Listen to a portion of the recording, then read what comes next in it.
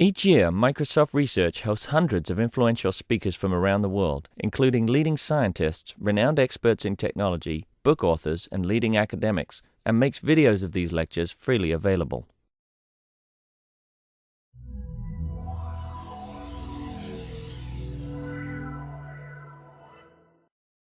Second talk out of 3 on the Perelman's work on the geometrization conjecture. Okay, so today I'm going to be focusing primarily on the first step in the outline that I mentioned last time. This is the step where you're studying the structure of finite time singularities. So let me just refresh your memory a little bit on where we were. So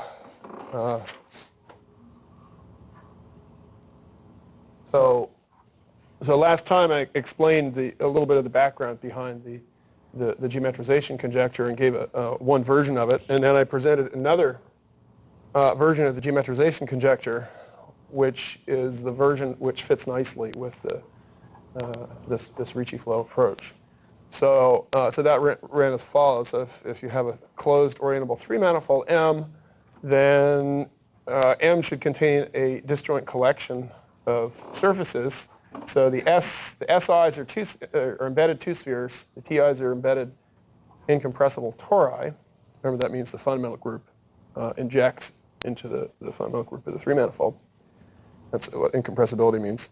And these have the following property. If you cut the manifold M open along the spheres and then fill in the resulting 2-sphere boundary components with 3 balls, which is like I'm doing a bunch of connected sum operations, well, then you obtain a new manifold M prime.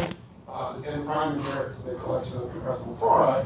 And the key statement is that if you look at M prime, you remove that configuration of tori, then the complementary regions either get complete line volume and log metrics or they're graph manifolds. Okay. And graph manifold, just to remind you, is a 3-manifold which is obtainable from a collection of cipher fiber spaces are glued down components of the pairs. That components of cipher.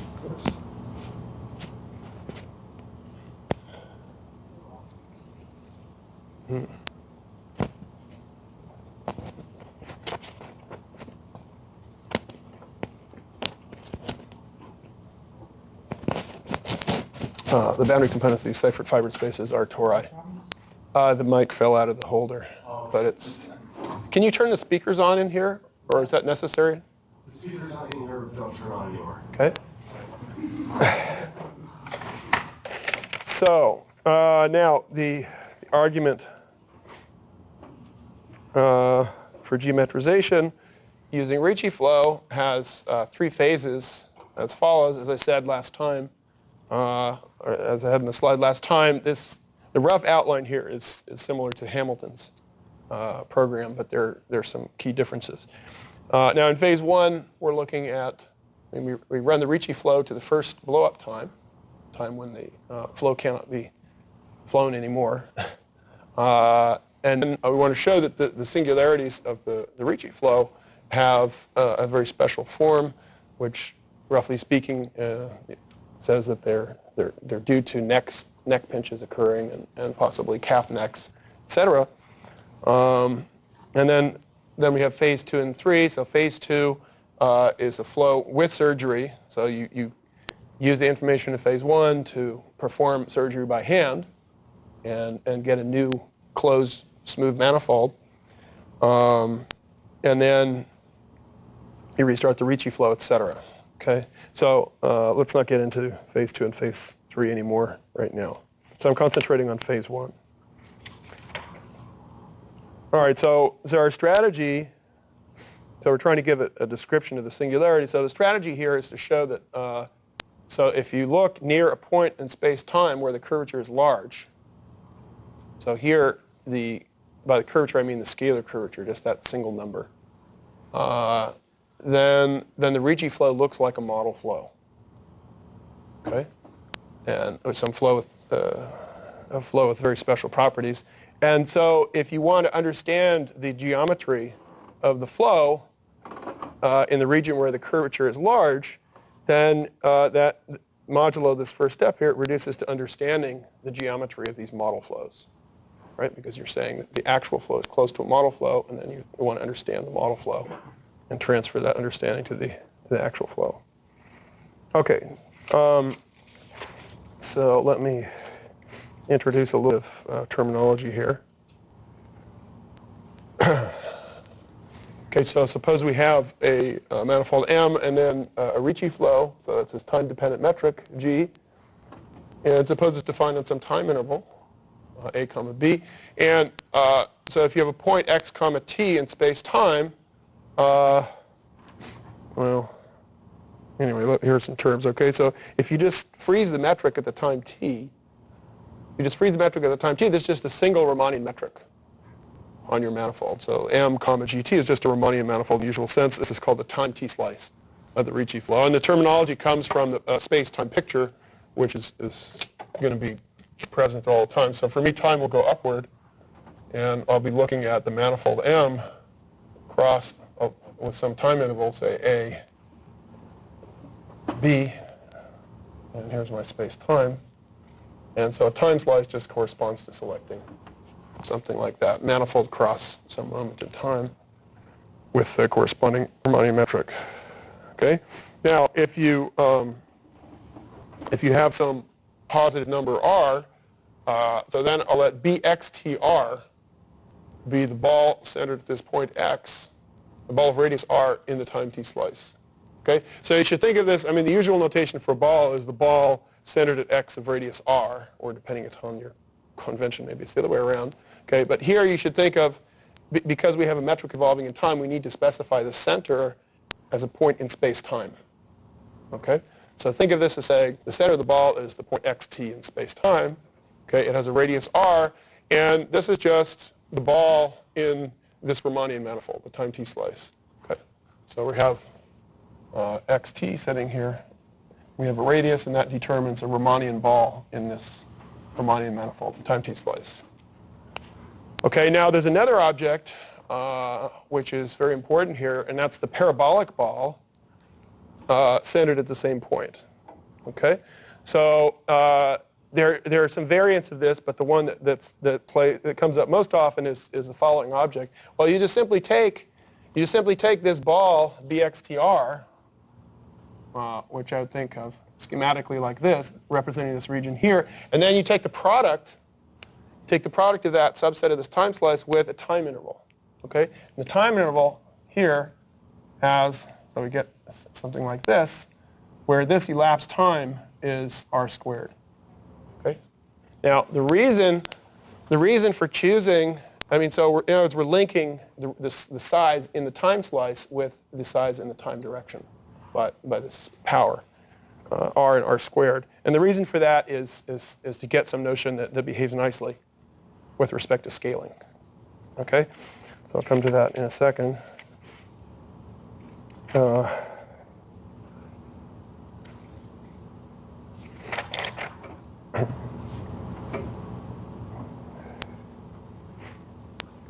Okay, so without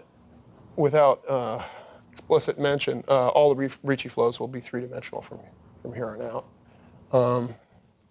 Okay, so the main assertion, or one of the main assertions in phase one, is that if you have a Ricci flow, well then, roughly speaking, one of the following two alternatives applies at each point in space-time. Okay. So case A is the case that the geometry of the parabolic ball centered at xt is a parabolic ball whose radius is comparable to 1, okay, roughly unit scale, is controlled. Okay, so what do I mean? So I'm looking at a parabolic ball like this, where the r is, say, comparable to 1. But what do I mean when I say the geometry is controlled? Well, there's some natural geometric quantities floating around, like the curvature. Okay, so saying it's controlled means that on this parabolic ball, if you take any point in this parabolic ball, say the norm of the full curvature tensor is bounded, okay, bounded by some constant. Okay, so the curvature is controlled in particular. Now, we actually want more than that. So another ingredient of having control geometry is the following. So if you think of the example of a flat torus or flat cylinder, okay, with very small radius, okay, then that's a Riemannian manifold that has zero curvature. Okay, so from the point of view of curvature, it has control geometry. However, if the radius is very small, it's not close to a flat space. Okay, and the one invariant for detecting that is the injectivity radius. Okay, so the injectivity radius at a point is the maximal radius, the supremal radius on which the exponential map is a diffeomorphism. Okay, so in case A, you can for now you can think of this as saying the curvature is controlled and the injectivity radius is bounded away from zero. Okay, because in particular on a ball, if you take a ball of radius bounded away from zero, that will be diffeomorphic. That will be by Lipschitz diffeomorphic to a Euclidean ball with small distortion. Okay. All right. Now, case B.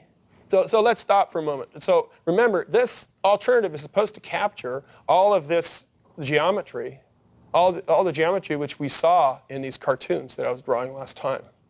Right? Remember that I was discussing this kind of example where you start with a neck. Say you have around three spheres, so the neck will pinch down, right? Or you could have one of these kind of capped necks like this, or a sort of a long, thin S2 cross S1. So in particular, this alternative should cover these examples. Now, how do you deal with a point?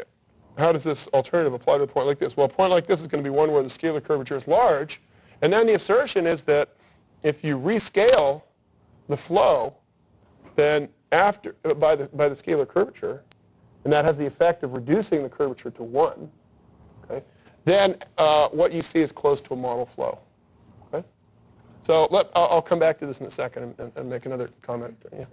So from an analytic point of view, the way the argument goes, you take at this point two constants. One is going to be the maximum for you're going to allow the curvature to be at most this much, and the injectivity radius at least this much. And so that's one alternative. But you put that in a box, and if that doesn't happen, then B happens. Right. Right. But there'll be some overlap certainly. Now, so implicit in case B is the following idea, which is also crucial in this discussion. That is, if you start with the Ricci flow, on your manifold, well then, so that's a time dependent. I mean, that's a one-parameter family of metrics, if you like, a metric involving in time. Well, you can define a new one-parameter family of metrics by this formula. Okay. So you scale the metric tensor by A, and you scale time by 1 over A like this. Okay. Now, geometrically, remember the metric tensor has units of length squared. So this corresponds to scaling space by square root A and scaling time by A. Okay. Well, you can check that this new family of metrics also satisfies the Ricci flow equation. Okay. So the idea, so this is a crucial fact that has this kind of scale invariant. So that is what's meant by modular rescaling by the scalar curvature. So you take, in case B, what we do is we look at a point. If the scalar curvature is large, we rescale the Ricci flow to normalize that scalar curvature to 1. And then after the rescaling, what we see should be close to a Kappa solution. Or sorry, a model flow. Is this area constant all over the whole manifold? Or? Yes, yeah. But you only care about it at this point, right? Right, A will be determined by the point. A is going to be basically the scalar curvature at the point xt. Okay? So, yeah, so I mean, let's think about what that means in this kind of picture. So, you can imagine what it might mean. So if this neck gets very, very thin, So it could get extremely thin here, but nonetheless, there could still be very substantial fluctuations in the kind of the radius of this neck. So you can imagine in there that that the radius ratio, I mean, if you look at different places, could get arbitrarily large. Okay. So, however, in a situation like this, we'll find that if you rescale, you pick a point, you make a choice of a point, rescale by the curvature at that point, then what you see will look very close to a round cylinder, S2 cross R. Okay? Which means that if you then move a little bit over here, that the radius won't change very much. Okay? So I mean, the radius is allowed to fluctuate by a large factor, but in order for that fluctuation to take place, you have to move quite far compared to the scale, the curvature scale. Okay, so sorry, this seems to be claiming that you can't have collapsing along like a flat torus across R. Right.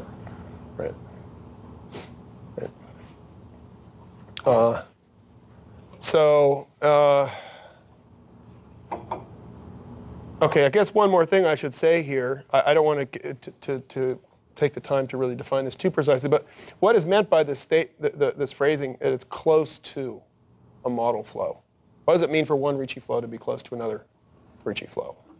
Well, so in this situation, we would have two different Ricci flows. One is this Ricci flow, okay, rescaled, and then we would have a model flow.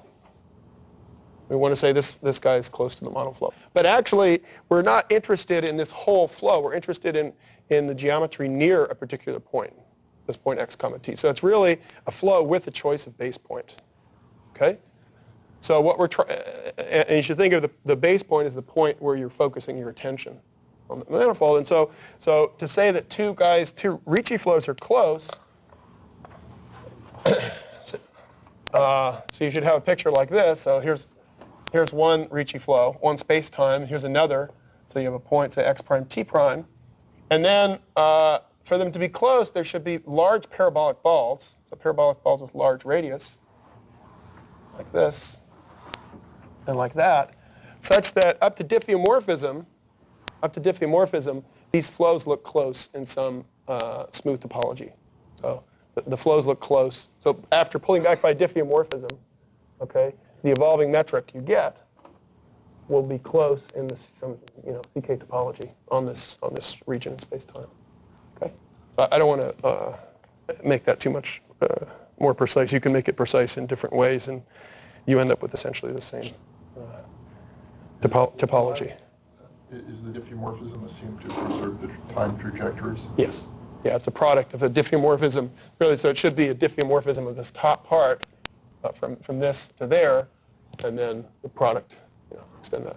And large means on the order of R by C?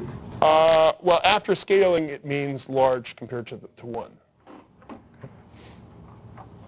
that clear? Hold on. Okay.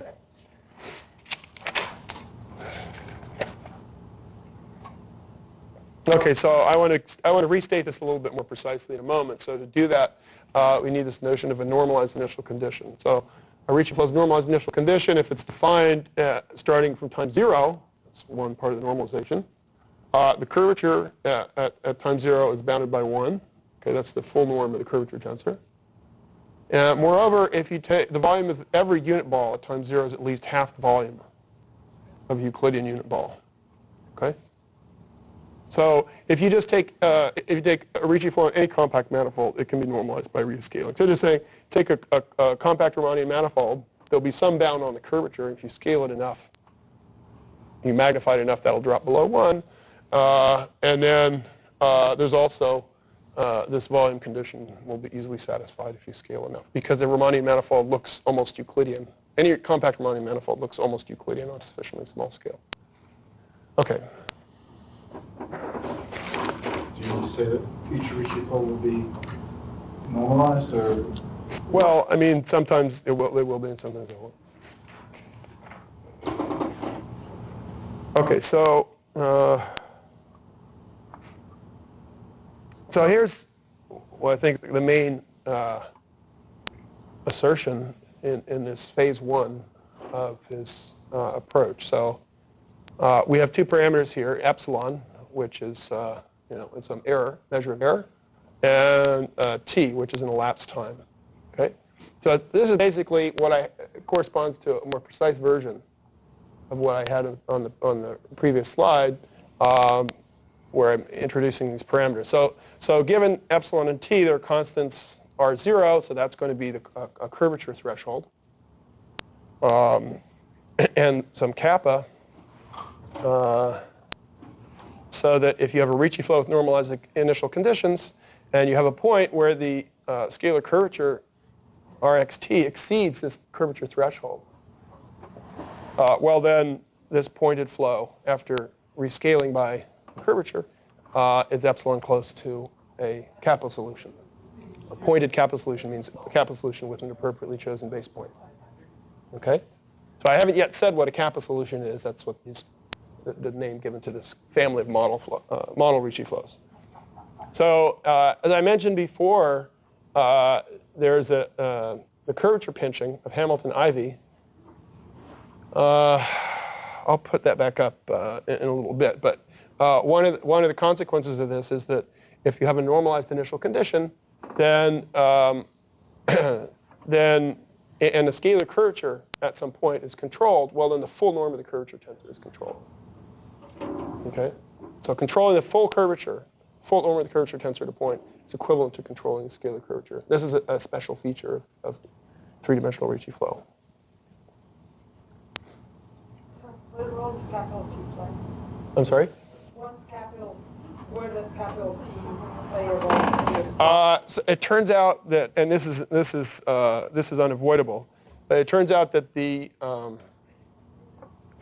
so this parameter kappa, well, the geometric meaning of that I'll explain in a moment, but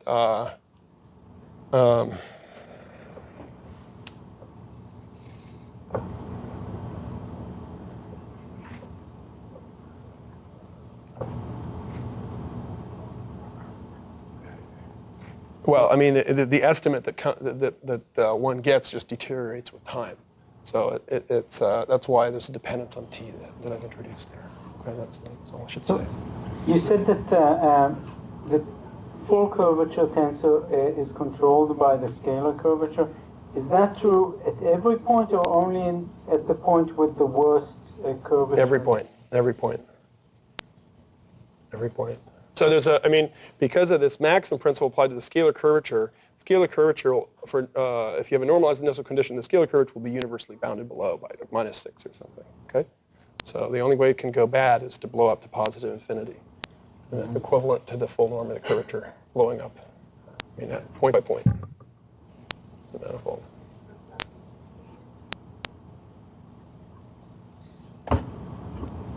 Which is, this is one of the miracles that's just making this whole thing work in dimension 3. Okay, so I've mentioned Kappa solution here several times. So what is a Kappa solution?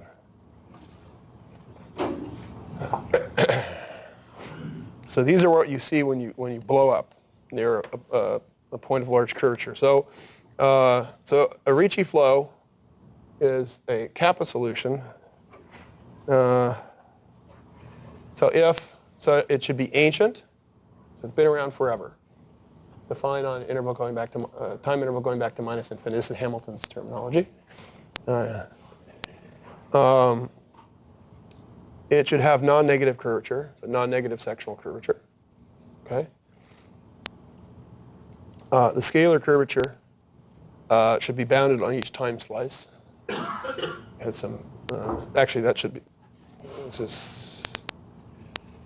Should strengthen that a little bit, but let's not worry about that. Also, scalar curvature should be positive everywhere. Okay, so this condition would rule out a flat space-time that just sits there doing nothing. Okay. And now the role of kappa is in the last condition, and this is a key part of the whole story. And this is a little confusing at first. So the condition is that this guy kappa non-collapsed. All right, so it says that the following. So if you look at a parabolic ball, so now remember, this is an ancient solution. So it's defined going backward in time. We pick some point in space-time, xt, and then we take a parabolic ball of some radius. So this assertion holds no matter what the radius is. So here's r. So you say this parabolic ball is non-collapsed provided,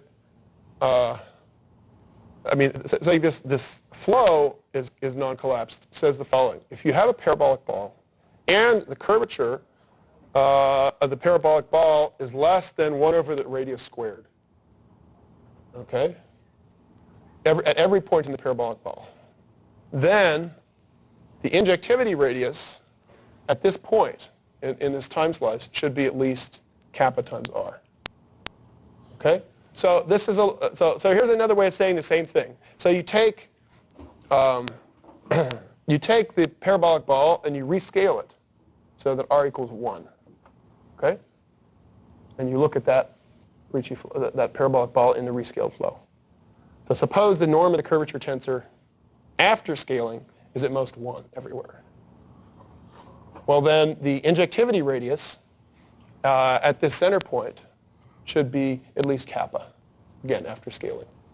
So what's really being excluded here by this condition is the same picture I was talking about a few minutes ago. This would exclude a picture where you see, let's say, the plane R2 cross a very short circle. Okay? So it's a flat space, which does not look Euclidean, right? R2, flat R2 cross a circle, right? Which was just sitting there. So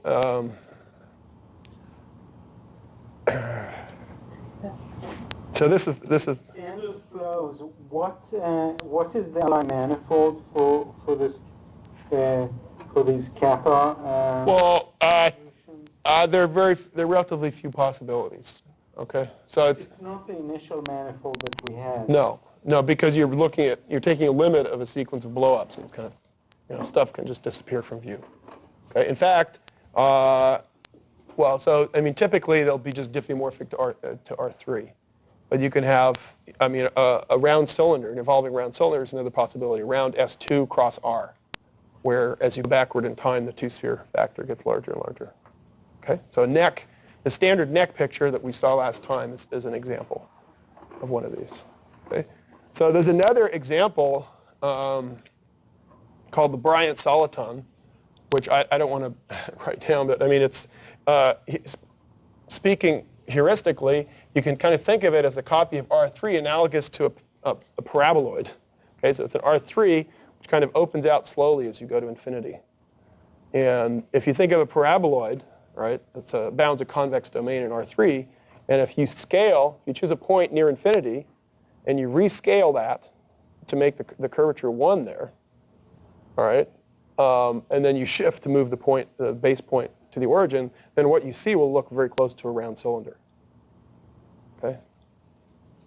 So somehow the geometry of this Bryant soliton is very similar, the geometry of a time slice. In fact, the different time slices, as you go backward in time, they're all isometric. And this isn't static, it changes, but it's really just changing by diffeomorphism. So at each moment you see the same manifold up to isometry, but the metric is kind of moving on the manifold. All right? Are there finitely many of these kappa solutions? That's unknown. It's an interesting question here. So for instance, it's been conjectured that the Bryant soliton is the only one-ended kappa solution in dimension 3. So the proof doesn't require a classification? It doesn't. It requires a qualitative, it requires some, uniform control. But it's just going to come from these 4 conditions? Right. Right. I should have. I think I don't have. Yeah, somehow I left some slides at home. Okay, so let me, before I say more about the structure of kappa solutions, beyond the definition, let me say something about how one proves this main assertion.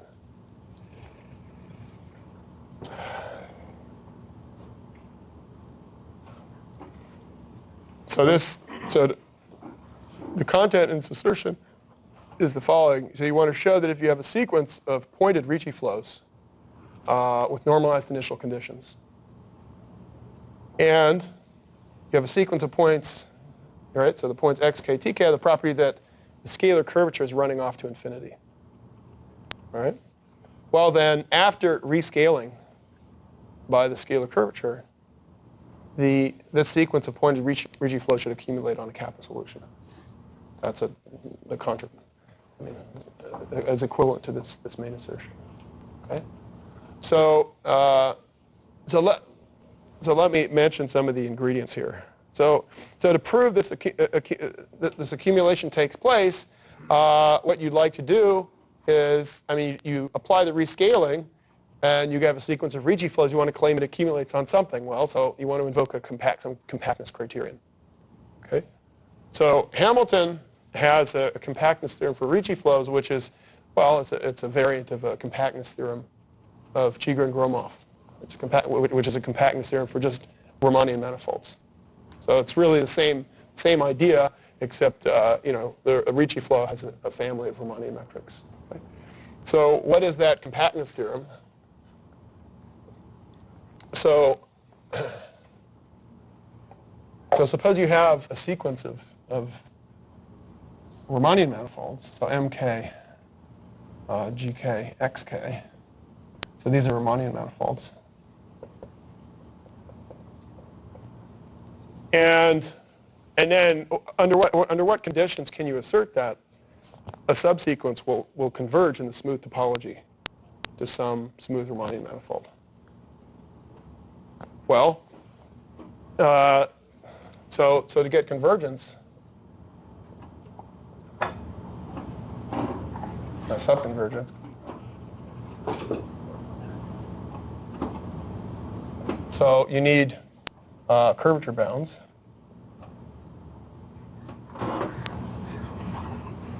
So if these are going to converge to some smooth Riemannian manifold, the limit manifold has bounds on curvature. So if the convergence is in the smooth topology, the approximators have control in their curvature.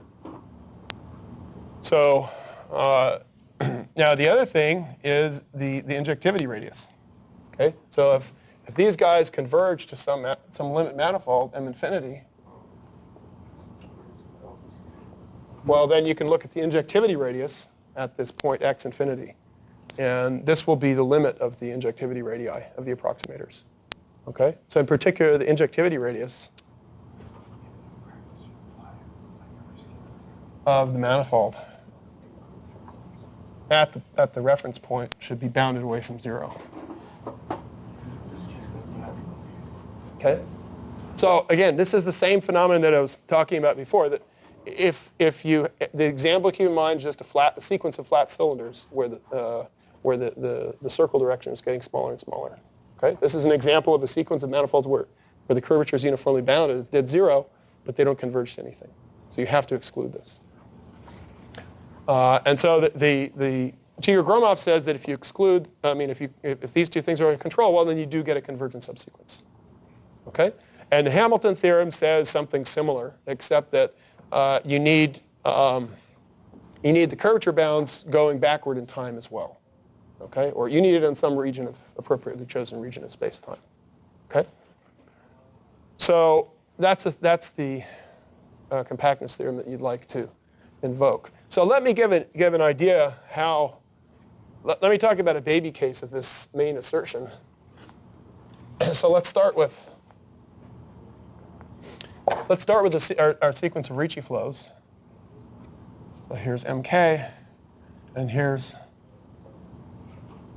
are points in space-time, xk, tk. All right? So we're assuming the scalar curvature is blowing up for the sequence of base points. So now I'm going to make an assumption to make life very easy. Okay? So let's assume that if for each k, if you look in space-time and you look at this part of space-time, you go back in time. Well, then everywhere here, the scalar curvature is less than or equal to the scalar curvature at xk/tk. Okay? So it's the maximum overall prior time, so the value of the scalar curvature. So this is the big assumption, which kind of almost trivializes this. Well, then we rescale by the scalar curvature here. All right, so we rescale, and we end up with. So this is the metric gk, and then after scaling, let's call it gk hat. Okay. Here's xk, tk. So that means after scaling, the scalar curvature here is 1. Okay? And the scalar curvature here is less than or equal to 1. All right? Well, because of this Hamilton-Ivy, that means that on this part of the manifold, we have bounds on the full norm of the curvature tensor. Okay? So we can apply Hamilton compactness criterion, provided we can get a low bound on the injectivity radius here after scaling.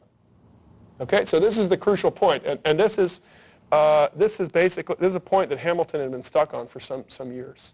Okay, because without that, you can take a weaker limit than the limit in a smooth topology, but this doesn't seem to be so useful for further study. So the next ingredient here, and this is one of Perelman's first, one of his key contributions, is sort of a new ingredient which allows him to exclude the possibility that the injectivity radius is degenerating, going to 0. Okay, so this is what he calls a non-collapsing theorem. Right, so this phenomenon, when you have a sequence of manifolds with controlled curvature where the injectivity radius is going to 0, is called collapsing. Okay, so all right, so. So let's continue with this. So we looked. So now let's input this Perelman assertion that collapsing does not occur. Well, then we can invoke the compactness theorem of Hamilton, and we'll get some kind of limiting Ricci flow. So let's shift this. Let's shift time, and let's call this x infinity, and the time we'll call 0. So we have something which is defined. Going backward in time, and the curvature is bounded. Scalar curvature is at most 1, going backward in time. Scalar curvature equals 1 here for this limit. Now let's go back to the conditions for the condition defining a Kappa solution. So what else do we need to verify here? So we need to verify non-negative curvature. Okay. So let me put up this slide for the Hamilton-Ivy curvature pinching, which I had up last time.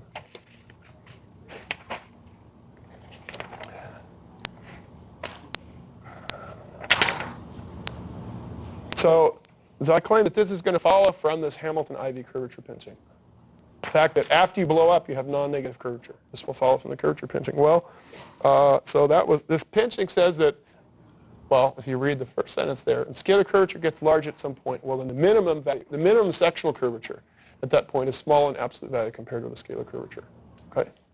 So if you have a sequence of points where the scalar curvature is going to infinity, and you rescale to normalize the scalar curvature to 1, well, then the lower bound in sectional curvature is coming up to 0. Okay? So this tells you that this limit here will have non-negative sectional curvature. I mean, you have to just...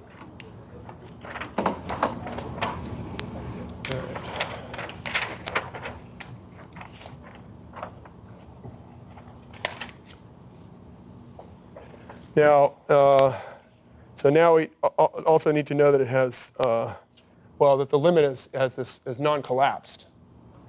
Kappa non-collapsed. That's another property of part of the definition of a Kappa solution. Well, this property here just passes by taking a.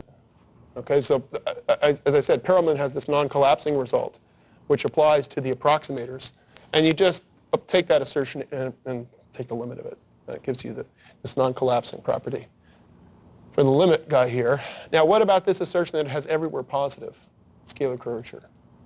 Well, we know that the scalar curvature, that the full curvature tensor is non-negative, so the scalar curvature is non-negative everywhere. All right? We also know that it's equal to 1 at the base point by normalization. So Hamilton has a Harnack inequality, which allows you to conclude from that those two ingredients that the scalar curvature is strictly positive everywhere. Getting lost here.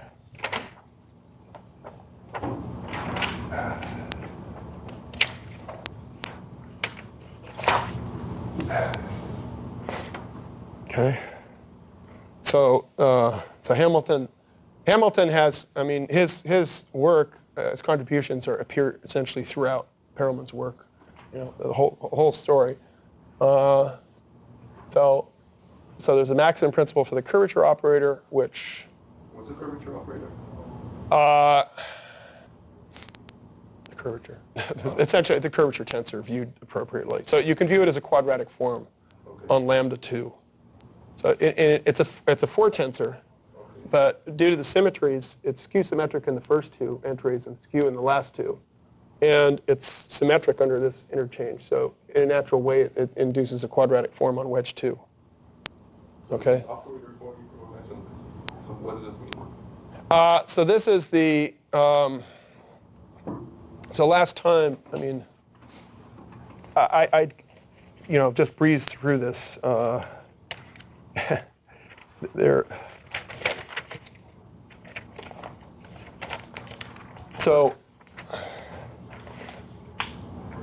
If you look at a Ricci flow, then you get these associated evolution equations for the scalar curvature and for the full curvature tensor. And the second equation there is a system, a PDE, and Hamilton has a beautiful, I found a beautiful maximum principle for the system, which allows you to control the behavior of the full curvature tensor. And I mean, it's kind of a general framework, and in particular cases, you can deduce things like, for instance, that positivity of Ricci curvature is preserved in dimension 3, or that non-negativity of the curvature operator is preserved in all dimensions, or this Hamilton-Ivy pinching condition, that's another consequence of the same maximum principle for this curvature system. Well, I'd like to spend more time on it, but I think it would be an overload.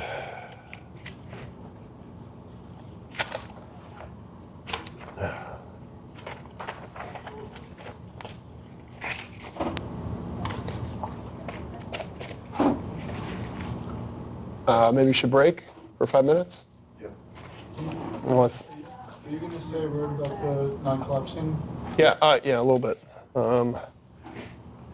Is it 13 break?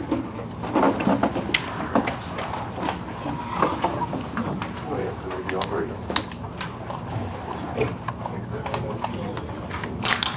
Something.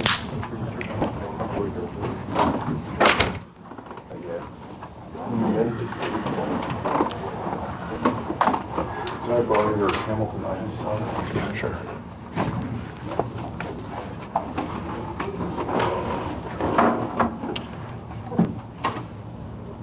Will you think Perelman's working more? Yeah, just brushing up on it, really. Page 16. Oh, you found it. Good. Yeah, right. Scary. Big brother.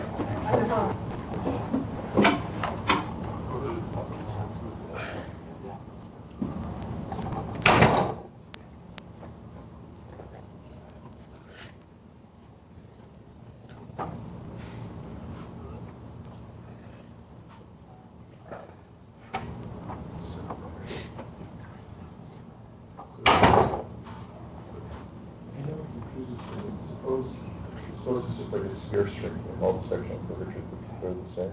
Mm-hmm. How can this minimum sectional curvature be small compared to the Oh, this is. I mean the negative. Yeah, I mean up to the negative part. So yeah, sorry. Here's the inequality. Here it is, right here. This is what you should see. The lower bound. I should say the negative. Yeah, that's wording is bad. Oh, okay. So that, I'm sure it's just the negative part. The negative the negative part. So if you have positive sectional curvature, then you're happy already. Okay, so It's really saying it's almost non-negative curvature. okay, so that the whole sectional curvature is controlled by the Scalar curvature. is the right direction to control. In other words, the guys they can't become Just a lower bound. Just a lower bound. There's no. okay, so they can't become too hyperbolic. Right. Is that the point? Means that after you scale Yeah. to make the, so if the scalar curvature is large, the thing is you rescale to make it 1, then the lower bound of the sectional curvature is almost 0. So you know that is a lower bound. It could be higher, but it's bounded. It will be bounded below by some number that's almost 0. I see. So when you pass to a limit, you get a non-negative, something with non-negative sectional curvature.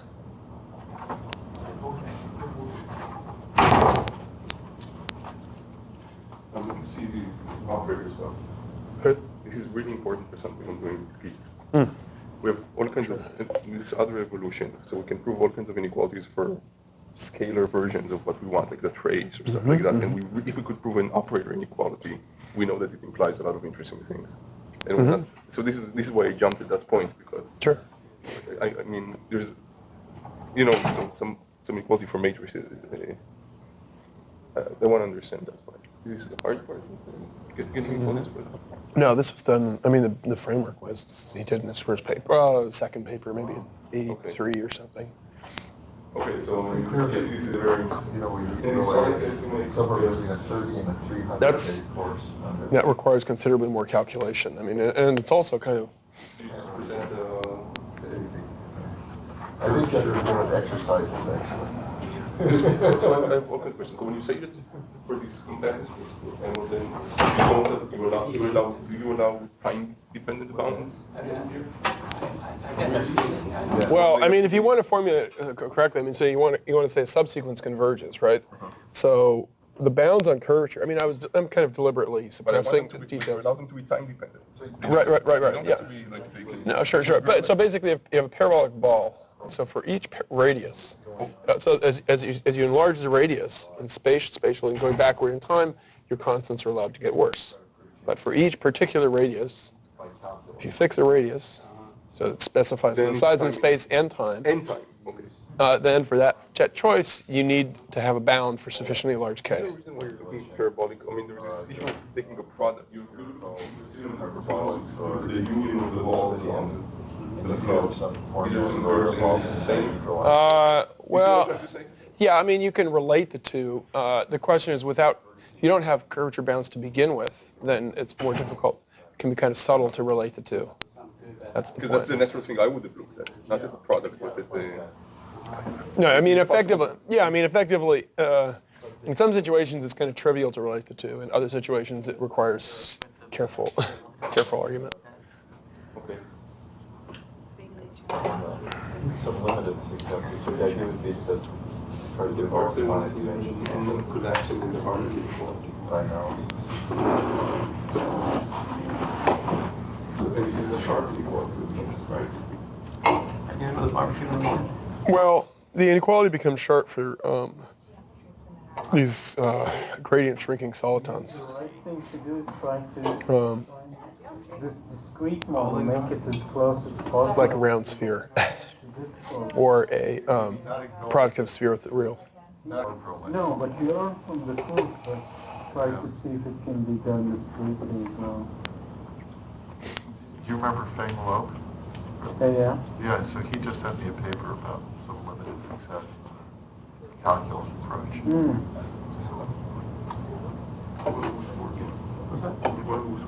I guess what Feng proved is that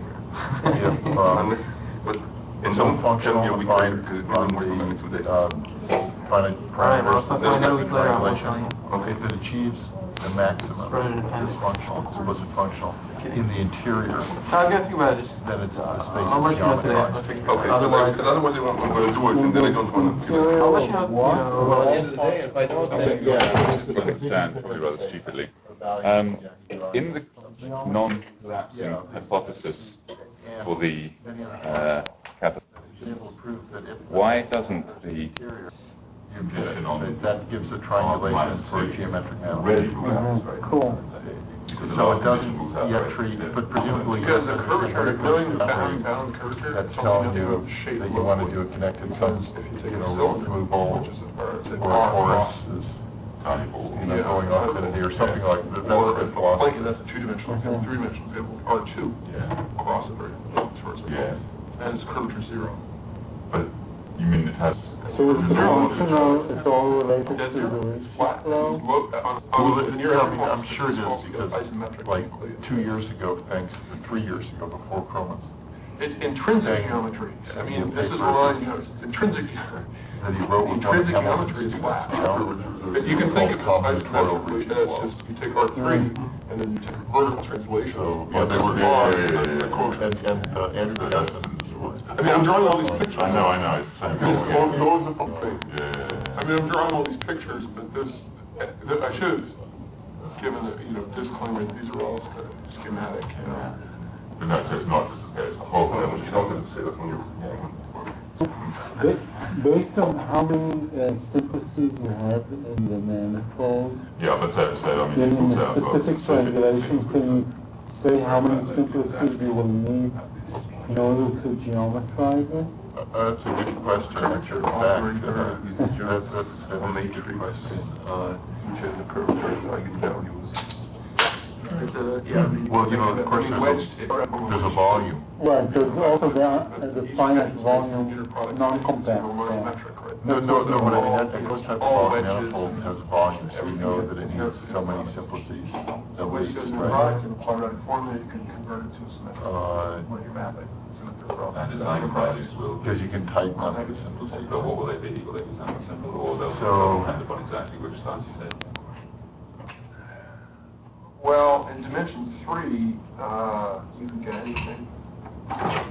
Wedge 2. I see, but then there's a question whether a hyperbolic manifold might need a lot more simplices than is often suggested. I know, but you're going to. Higher dimension, you can't, it's not all. You're not even, okay, right. So was Hamilton able to put this program in the case if the Ricci flow was Well, I curvature as initially I'll take it for a lot. Yeah, he did that. That was his big theorem. That's why it When I inspired got me. one look at the cheapest one, I could get So, it. Well, locally, you know, I mean, there's. I was going up. I mean, Okay. that's sort of like. They were 900. Control. Hamilton is Oh, really?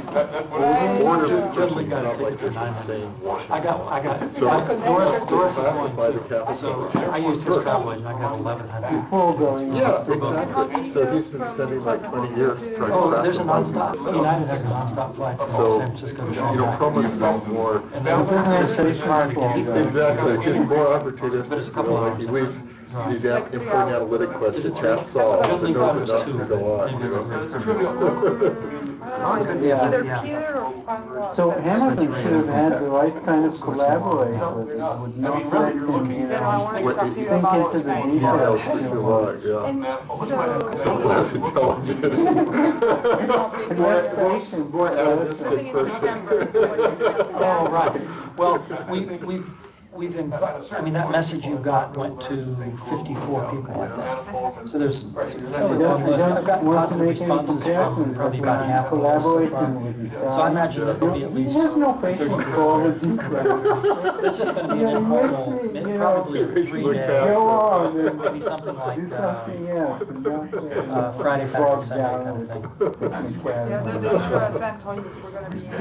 So you'll both be at the Yeah, we all do. Right, okay, that's fine. I mean, you know, I'm sure you'd be wishing to have. Yeah, I mean, I think, I remember He the was class saying, he gave, so how did it he was, assess he something had at Stanford? 4 colors So when of I chalk, talked to him, he held them in, or maybe even more, held them in 2 hands, then each time he chose the right color.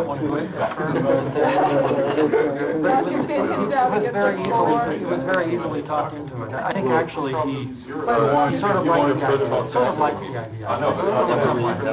But, discussion on whether, yeah, you know, one of the problems have we're facing a is joint program. who to ask to speak. Date or So, something with which was, obviously we've invited a lot of people and not everybody can speak, so I'm not sure how we're going to. You haven't set up. No, in fact, we should do that soon, I think. I'm not sure whether it's better to have sort of state-of-the-art talks or some talks which may, talk about, reminiscences a little more or what. Anyway, we'll figure something out, I guess. And it's Miles. To argue against that state. Well, I haven't heard from Miles either. He has all of his. Just get another, let me just grab another can of water here before I.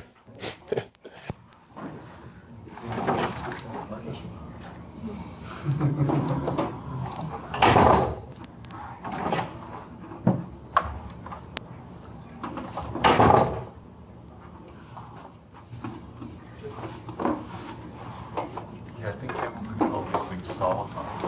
These Kappa solutions. Or at least that refers to this ancient. These Argentinian singers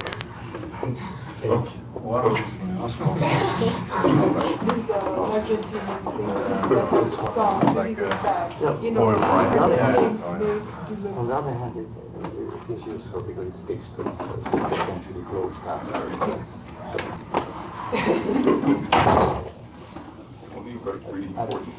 No, I don't know from Okay, so I was talking about this, how you prove this main assertion, and I gave this kind of baby case, which is the case where you make this a priori assumption that scalar curvature is controlled going backward in time. Now, the real argument is much more complicated than this, and in fact, it involves a kind of feedback, where you have to start by first investigating the structure of Kappa solutions, and that kind of informs this feeds into this convergence argument. So I don't really want to get into to say anything more about that, except to say that the real argument involves an additional ingredient, which is something that's been around for a while, namely the geometry of Riemannian manifolds of non-negative curvature. Okay. I was going to ask you, when you do this rescaling, you converge to only one limit, or you can have lots of different limits? You said that your things accumulate. Does the whole thing go to one limit, or you could possibly have different Kappa solutions? Well, the assumption was that somebody just hands you a sequence. Somebody just hands you a sequence where the curvature is blowing up to infinity. So I mean, that sequence could have been deliberately chosen. Is it a cluster point or a limit? Well, I'm saying it'll be a cluster point in general, because there was no restriction made on the sequence. No, think about it. I could have taken, I was talking about a picture where you have a fingertip, right? So you could have a fingertip forming, you could choose the base point there. It's a sequence where the curvature is blowing up to infinity. Or you could choose the base point on a neck, or you could choose the sequence so they go back and forth. So, you can't possibly have a limit in that case. Let's choose that one, but do it at different times and at different scale. Yeah, so this is the point. So if you look at a fixed flow and a fixed point in space, can you get that you have a unique, say, tangent flow?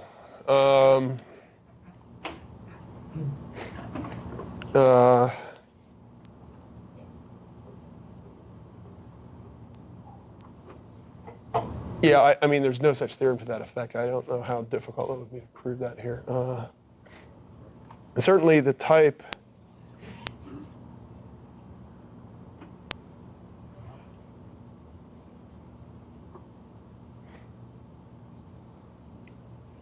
yeah, I'd have to think about it. I think it shouldn't be too hard to see that in that case you can't have both of these occurring as limits. But so I guess in this case there would be sort of possibly a finer assertion that it's really a unique limit up to a kind of restricted coordinate changes. Yeah. Anyway, we can talk about it later. So if you had two singularities like that occurring simultaneously, and you pick one of them and do the surgery there, what would you expect then to have to do another surgery very shortly after. You do the surgery before the well, I mean, you can actually, I suspect one can do this in different ways, but if you follow Perelman's prescription, it does not lead to a lower bound on, does not produce a fixed time gap between surgery times.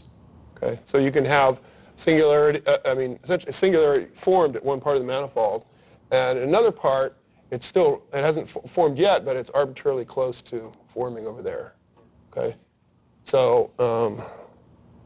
So you just have to do 2 surgeries very quickly. Yeah, I mean, I'm being a little bit sloppy here. I mean, there are some parameters in play. Let me just retract that. I don't really want to really say what's going on. I'd have to add some more verbiage. I don't want to do that.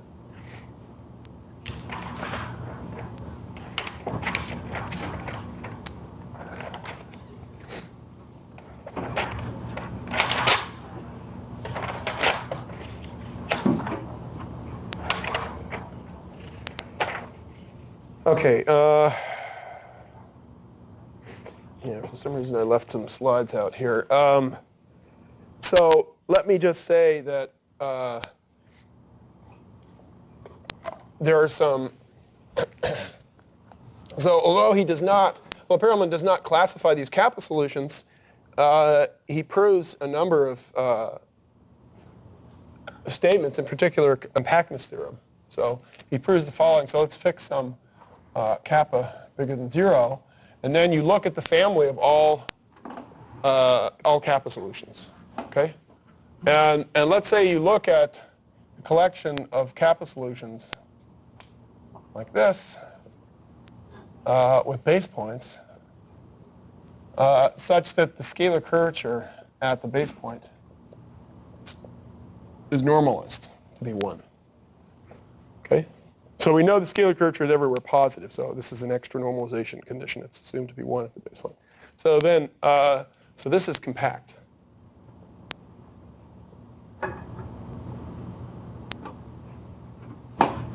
Okay, so by compact, I mean it's compact in the smooth topology. All right, so this isn't a uniqueness statement, but it's a pretty strong statement about the geometry of these solutions. So in particular, this means that if you take the curvature or any derivative of curvature or time derivative of curvature on a ball of fixed size in one of these solutions, then it's bounded. Right? What about the forward existence time? Is that so? In general, these Kappa solutions only exist for up to some finite time. Does this include some lower bound on the amount of time that it will exist?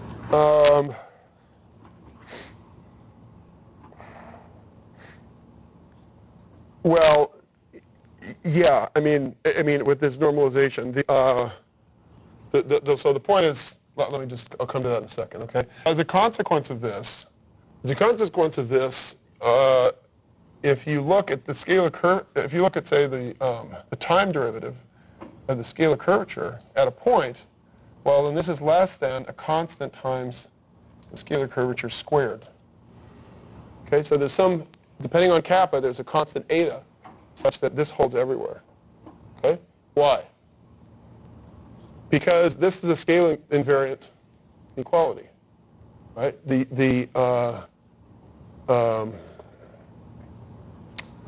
So what you do, so to verify this inequality at a point, all you need to do, you just rescale to make the scalar curvature equal to 1. Okay. After scaling, you get a uniform bound on the time derivative of the curvature by this compactness assertion. Okay. Then you scale back and you get this. Yeah. And similarly, you get a bound on the gradient of the scalar curvature. This is, say, you can take it to be the same constant r to the 3/2. Okay. So because of this, if you normalize the scalar curvature, it can't blow up. It can't blow up too quickly. Okay, and this will guarantee some survival time.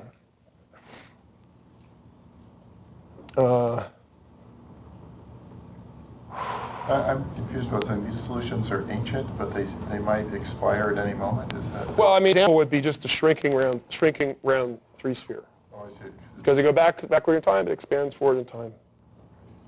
Okay?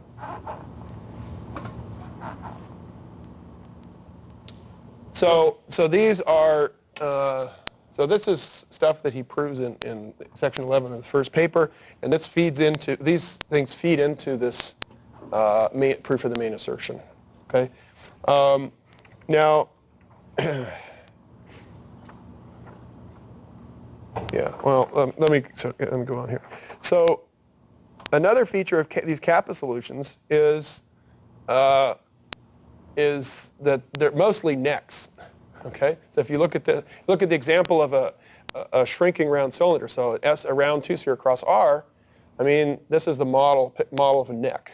Okay, if you take this Bryant soliton, which I was comparing with the paraboloid, as you go out to infinity, it looks more and more like S2 cross R, around S2 cross R. So except for the points near the tip, it looks very neck-like. Okay, and this is consistent with these cartoons that I've been drawing all along. You might have a fingertip, okay, which is kind of an exceptional geometry, but away from that tip, as you move out the finger, it looks a lot like a neck.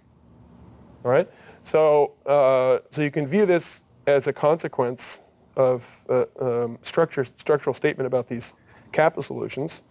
So definition, so a point is the center of an epsilon neck if, after rescaling by the scalar curvature, the flow is epsilon close to round cylindrical flow on S2 cross R. So again, just to unravel this a little bit, this is saying that you rescale and then you look at a large ball after rescaling, and you're also allowed to go backward in time. Okay? And on that part of space-time, it looks close to round cylindrical flow. So the assertion here is that if you pick an epsilon, well, then there's some d, so that if you have a non-compact Kappa solution defined at some time t, well, then there's a point in the manifold, point x, in the manifold, so that every point lying outside this ball, okay, so it's a ball centered at this xt, the scale is d, which is this scale parameter, times the natural scale dictated by the curvature at this point. If you take the scalar curvature at that point, raise it to the power minus 1/2, that has the units, that scales like length. Okay, so it's the natural length associated with the curvature, that point, and we magnify by some controlled factor, all right? So after you remove that ball of controlled size from this Kappa solution, everybody else is the center of an epsilon neck. Okay? So every Kappa solution, non-compact Kappa solutions look like, almost all points are epsilon necks. Okay? So furthermore, unless you have exactly round cylindrical flow, well, then you can choose this point in such a way that the metric ball is actually topologically a 3-ball. Okay? Or a twisted line bubble of RP2. All right? So those final ingredients there are coming from, the geometry of manifolds of non-negative curvature. It's entering into this. Now, there's a similar but slightly more complicated statement that holds for compact Kappa solutions. So what you should have in mind here is the following. So it turns out there's a Kappa solution that looks like this. So as you go forward in time, it's an evolving metric on the 3-sphere. And as you go forward in time, at some point it blows up, and it eventually becomes round before it blows up. So it's really an example of Hamilton's theorem about metrics of positive Ricci curvature. Okay? But as you go backward in time, what you see is sort of heuristically like something like this. As you go backward in time, it gets more and more elongated, so that on the middle part, it looks locally on the curvature scale like a neck. I mean, like a cylinder. So these are neck points, but there are 2 fingertips here, like this. All right? And so there's a Kappa solution like this, and in that case, this statement is not true.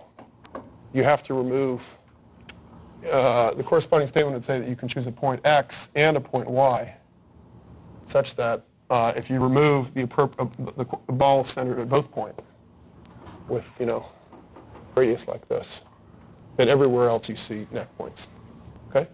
But still, it says, morally speaking, most of it is a neck, okay, except for a compact part of control diameter, or maybe two components of control diameter.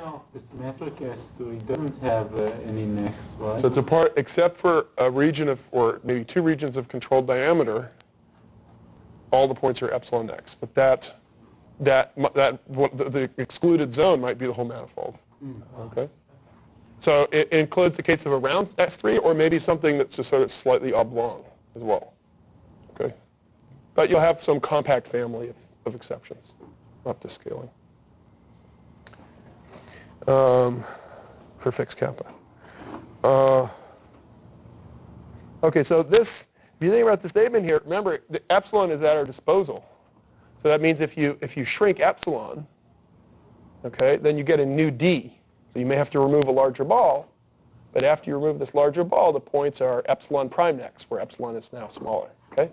So that means as you go out to infinity, things look even closer and closer to round S2 cross R.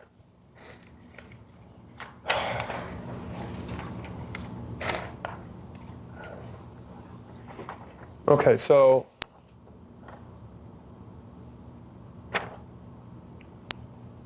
if you use this neck information, and the fact that I have there, so that tells you that the large curvature part of the manifold is close to a kappa solution locally at the scale determined by the curvature.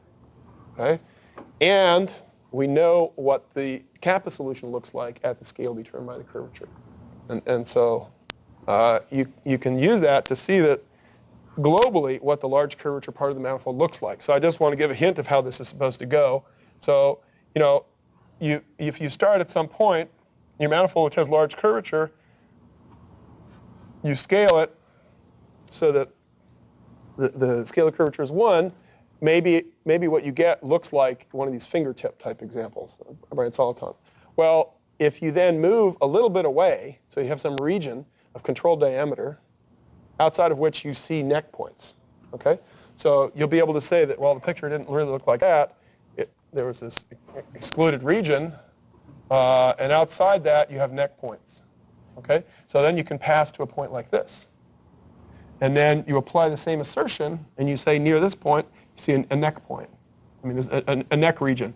And you can move along here, and the curvature is changing in a controlled way.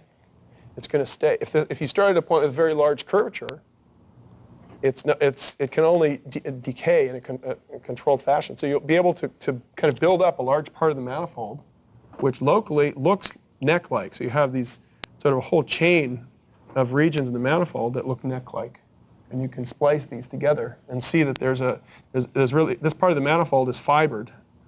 You can produce a fibration with S2 fibers, like this. And this allows you to control the topology of the manifold with large curvature. Okay. So piecing together these local pictures, you conclude that the large curvature part has components which are thin components like S2 cross S1, S3, RP3, or RP3 connects some RP3. So you could have, we already saw this before, you have kind of a thin, and these are all just schematic, right? You could have something like S2 cross S1, where everywhere, near every point is an epsilon neck, okay? Or you can have something that looks like a worm. It's diffeomorphic to S3, okay, like this. And except for what happens near these 2 points, everything else is a neck point, okay?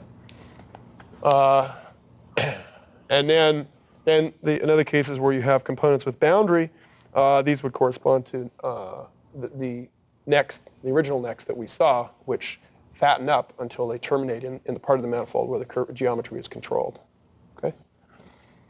And then the last case is where you have an entire component of the manifold where the curvature is large, but where the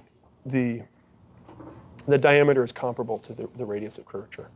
So these correspond to what you would see. I mean, after moderate amount of time, these guys would just collapse and become circles, just circle space forms. Okay. So that allows you to understand the topology. So in the last case, how do you know that there is no fake ball hiding there? Because, the way that case is analyzed in the case analysis is by appealing to Hamilton's theorem. That it really, these are, if the diameter is comparable to the radius of curvature, then this assertion that the manifold, so if you choose a point with maximum curvature, you choose a point, you know that your Ricci flow is close to a Kappa solution. Okay? The Kappa solution has non-negative sectional curvature.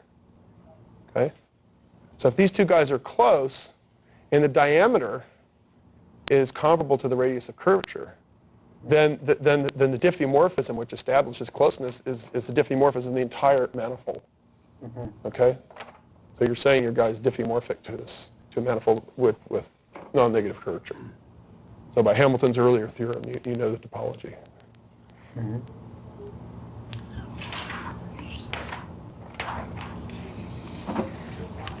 Okay, so phase 2 now is flow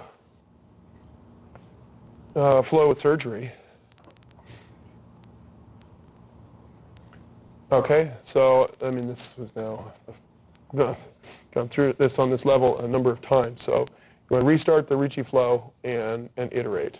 So the problem here, as I said before, is that you want to exclude the possibility that the surgery times accumulate. Okay, and the main problem, so you'll be allowed to do the surgery provided when a blow up occurs.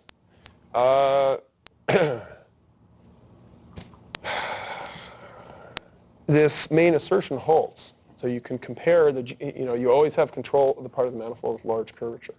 Now, if you look at the statement that I had up there a minute ago, that was now quite a while ago,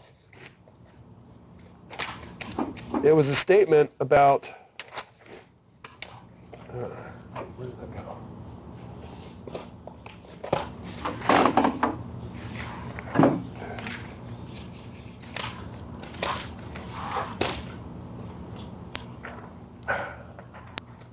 So this is a statement about a Ricci flow with normalized initial conditions. And now, right after you go to the first blow up and you perform the surgery, and now you're going to restart the Ricci flow, the initial condition is no longer a normalized initial condition. Okay? So you can appeal to this assertion by rescaling, but it gives you a bound, worse bounds. So this could operate lead to a situation where you have kind of a geometric series.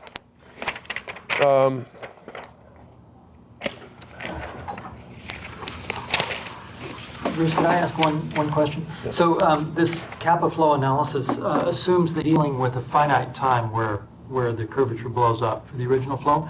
What about if you consider blow up as t goes to infinity? Is there a non-collapsing theorem? No, because in that case, you know that there. Well, okay. So I should say the non-collapsing assertion is usually formulated where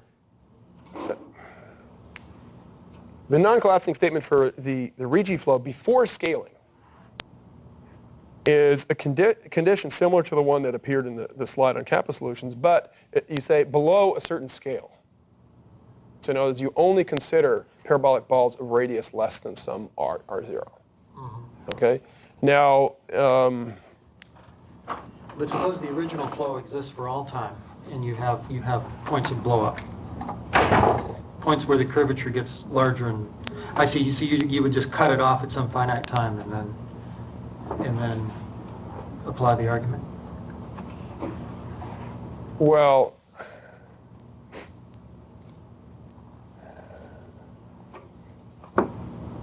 okay, can you ask the question again? I'm not sure. Okay, so I'm thinking if you consider a flow which is developing singularity, there are two ways it can do it. It exists only for a finite time, and as you approach that time, something blows up, the curvature blows up, say, right? And so this sort of analysis sort of analyzes what the picture looks like there. Another thing that could happen is the flow exists for all time in smooth, but as time goes to infinity, the curvature blows up near some point. So the question is the picture of the blow up similar as t goes to infinity as at a finite time, or? Well, in the way, this is kind of, okay, so in some sense his analysis just dodges that question, because the way this is, the way that statement was made, there was a parameter which depended on time. Like his kappa was, the kappa bound deteriorates with time in his setup. So he doesn't really, he does not, I mean, so he's allowed to make the kappa and the R0 threshold, curvature threshold, those depend on time. So, for instance, you could have a point in space where the curvature blows up at infinity, but not faster than his curvature threshold. It's also blowing up in time. So he somehow, yeah. So there's some argument that says that if you get to sufficiently large time, you know what's going on out there, or something in the eventual. Right. The eventual theorem. Right. But it's really it comes out of kind of a different different considerations. Okay, so these guys are going to be opening and closing the door today. So let me. So I think that it's really difficult to say anything about this argument without getting into a great deal of detail. It really, in the end, when the smoke clears, it's really sort of a to a large extent, it's just repeating the work that went into this main assertion without surgery, but where we now have flows with surgery, and it's a technical complication, but you use essentially the same general strategy. So I think probably I can't really say anything more in this kind of situation. So I think this room is booked. 1:30. No, Bruce, what are you going to talk about tomorrow? So I'll talk about the long time picture, and I might say a little bit more about the non-collapsing argument.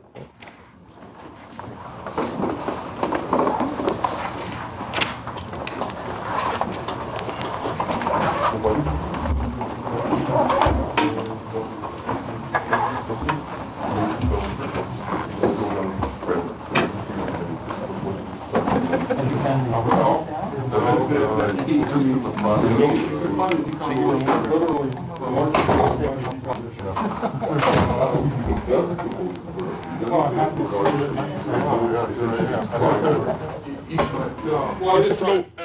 I mean, the components will be prime. But there are still components. So if the flow goes on forever, or goes on forever, then you still have components inside.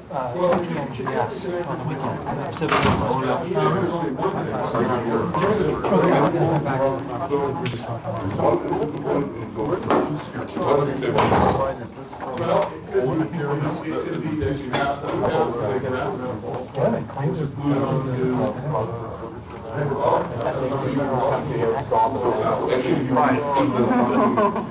There's still, there's work that you really do. Okay. So it's not, so I always thought the picture was that you had a manifold that you were to cut, but here it doesn't, I mean, there is a point where then you discover it on your own. Yeah, well, there's other information.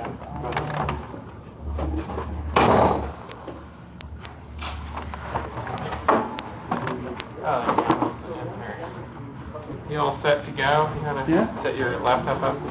Most of my remote wanted to go first. I don't know. We didn't really discuss it. Okay.